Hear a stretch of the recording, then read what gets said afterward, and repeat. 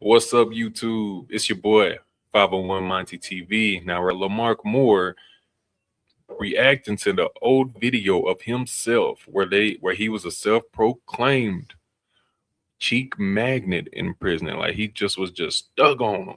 You know what I'm saying? Like real deal super cheek buster. That's what he called himself, basically. So he's out of prison now and he's ready to say how he feels about it, and he's going to narrate a little bit through this and let us know what he was thinking at the time and all that stuff when he made the video. All right, now credit to Dante Show Network.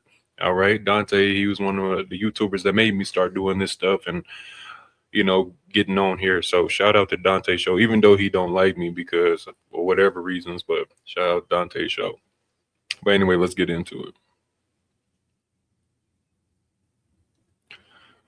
Y'all ready for this? Y'all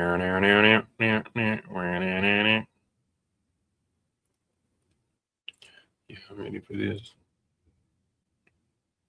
I don't think y'all ready. Here we go. 23, 24 years ago, are you having any type of feelings, emotions that's happening right now that you watching, that you see yourself 20, 24 years ago, seeing that your age now to then? Yeah, I have some very deep thoughts about it because I feel like I was betrayed by Jonathan Schwartz, the producer, and his cast. Okay. Did he say he feel like he was betrayed? How was you betrayed? Explain to me how you was betrayed, though. Because you got on here talking about how much you love cheeks, and now everybody betraying you. Victim mentality. I'm starting to believe in all these little things that you see on TikTok, all these words that people be coming up with to talk about it, just to describe people like narcissists and so on. This guy here, he's giving me some of that. Let's go. Because this is the type of stuff that they coach me into saying. Yeah, I agree. What did you just say? They coached you. Nigga, this ain't football. This ain't track. You ain't shooting hoops. You ain't being coached. You is in prison. The last thing somebody is worried about is coaching you to do anything because you clearly can't listen. So that's why you're in there. Let's go on. Did say it willingly. They didn't force me to say it, but they coached me into saying it, thinking that I was doing something good.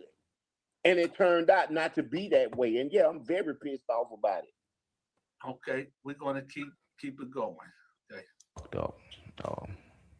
The guy, he was a blood, true enough. When I arrived at the prison, I was introduced to him. I had feelings. I'm sorry, I tried not to pause it, but you mad? Are you kidding me right now? All right, I'm sorry, y'all. For him. Lust. At first, it kind of struck me. So, in your words, you said that you had feelings for him, lust. What did that mean? That's basically what they wanted to hear. That's why them filming the documentary. So you telling us about how much you lusting and feeling somebody and how much you appreciate somebody and how close they are to you. You sitting here describing that type of stuff is what they wanted you to say. Now, I don't understand. Was you actually coached and like gave a script, or you just was saying stuff because you thought that's what they want you to say it? Or is you lying? I don't know. Now, I done talked to Lamark before. I tried to get in touch with Lamark again when I got my YouTube set up. I don't know what he's doing. I would love to get an interview with Lamark Moore so I can dig into this thing. No Diddy. You feel me? And let's see how he feels like now, after he initially came out saying, oh no, this is ruining my life, my relationships with women, and I ain't really do that. Man, come on. Now, if you really did it, You did it because you already said you did it. Now what you need to do is do like Fleece Johnson and find a woman that just don't care. Because there's women out here that just don't care. Like, you know what I'm saying? Everybody wants somebody. So you just need to keep it real. Because only reason I'm saying this because you brought this up. You already said whatever you said. And now you want to come back a bunch of years later and say it wasn't real. I just don't know if I buy it, man. Lay with him. Been drinking, been smoking some reefer or whatever. And I go to my little brother's cell. He lied so much, man. He didn't even let him say what he had to say. He said he lied so much. Well, you hush. I thought that was your partner. What you gonna get in y'all first interview to be on TV and just lie on you for?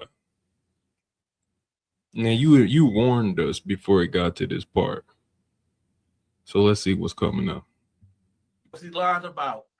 Man, JG made up what? JG was a good dude. He was a rider. He was a fighter. Wasn't nothing scary about him, but he had a compulsive lying problem. Okay. Oh, I call him my little brother, Mark. This is my righteous dog, you know what I'm saying? I thought he was your righteous dog. You know what righteous mean. So how you befriend a compulsive liar if he your righteous dog? That's just all I'm saying, bro. He comes in. So I asked him, I said, man, you know what you did could have got a lot of people messed up. So he like, yeah. He doesn't make it any better. He I just want to let y'all know that this does get even more graphic moving forward. If that bothers you, feel free to leave. And then if it doesn't, here we go. You right now. How will you like that? He started crying and begging and pleading. You know what I'm saying? Mark, I don't want to be like this. I don't want to be gay. I don't want to. But at this time, you know what I'm saying? I'm out of control. I don't want to hear nothing. No talk. Out of control is crazy, bro. Oh my gosh. That's crazy. I ain't gonna lie to you. Out of control is pretty bad. Because imagine if you stuck in there and this man's in the mindset of I'm out of control right now. And he already bigger than you. What you gonna do if you stuck in the cell with a dude that's like I'm out of control right now?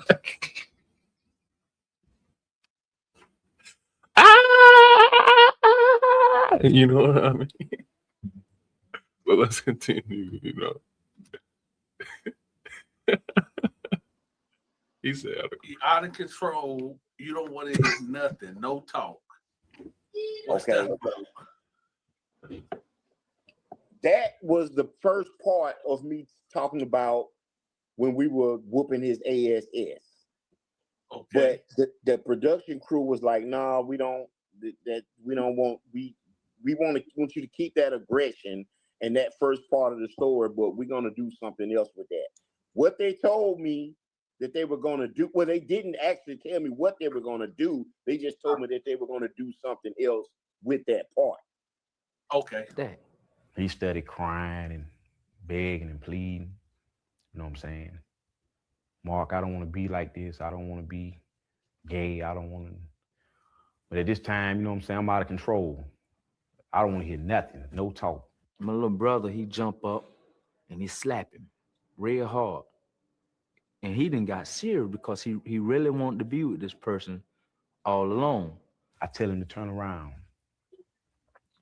So he turns, he moves slightly. I tell him to turn around again.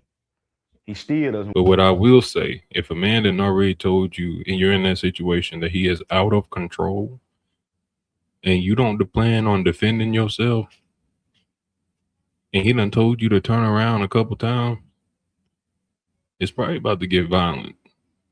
I'm just saying. So either you gonna go ahead and comply or you better get to fighting for your life. Let's go. So I said, bitch, if I have to tell you to turn around one more time, I'll break your jaw. Okay. Explain.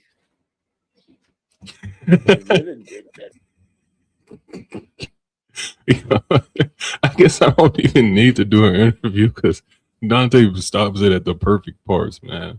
Because that's right when I gotta ask you a question too. Explain that, sir. You know what I mean? But let's continue. Like I said, it was just cap. Yeah, we beat him up, and I gave it to him the worst because shit, hell, I got called to the shift office for it. They blamed me, like I did. I'm like, man, why would I do something like that? So yeah, I gave him the worst part of it. Okay. So he turns around. Like put his hands against the wall, like spread them like the police and make you spread.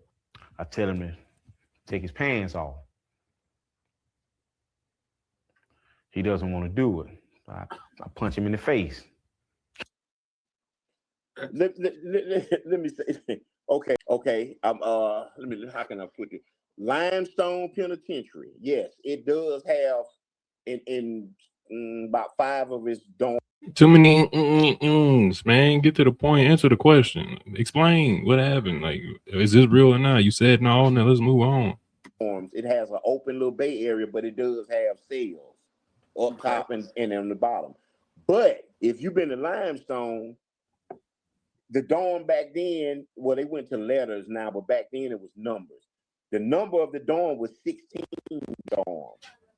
It was in the back, and they turned it after they abolished the chain gang, saying it was cruel and unusual punishment. They abolished it. They moved all the AIDS patients at Limestone back there. So anybody that's been to Limestone, they would know, yeah, that dorm is away from the prison. It's all the way in the back. Which is the chain gang. It was. But when they stopped it and they moved everybody out of there, then they moved all the AIDS patients from this side of the prison out, so they would be more isolated, out away from, yeah. But then they passed the law later on in the years where AIDS patients were put in population. I was already out of prison then, so I've never, yeah. All right, we're finna move it along. I'm saying. I squeeze his ass cheeks. 2 handfuls. He tenses up. So 2 handfuls is crazy work, bro. 2 handfuls?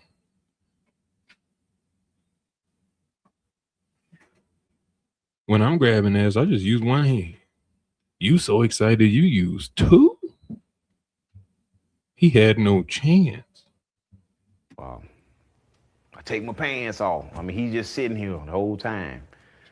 I had a pair of red and white Jordans with some red shoestrings in them. So he gonna show the shoes just to prove he ain't lying. That's crazy. Okay. All right. I ain't got nothing on but these tennis shoes and my undershort. Are them your shoes? No. I've never wore those shoes. You see what this look like? You see what this look like? This look like a verification that, you said, hold on. This look like a verification or something. Hold on. The whole time, I had a pair of red and white Jordans with some red shoestrings in them. So I ain't got nothing on but these. They wanted the documentary to be juicy. Okay. That's what they kept telling me. So, okay.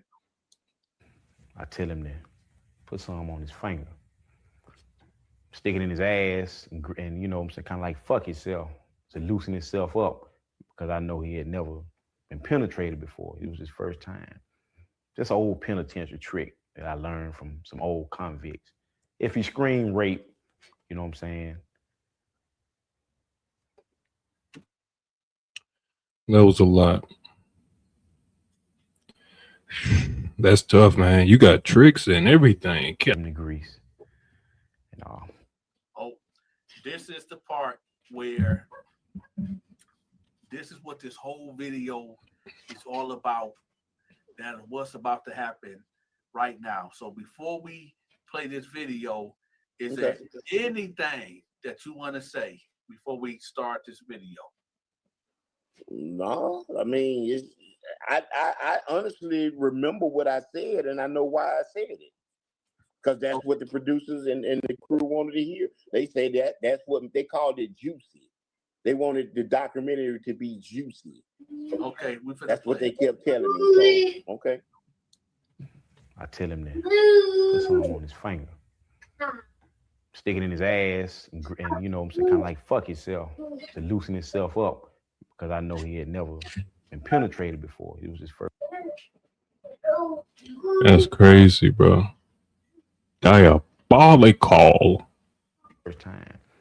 Just an old penitentiary trick that I learned from some old convicts. If he screamed rape, you know what I'm saying,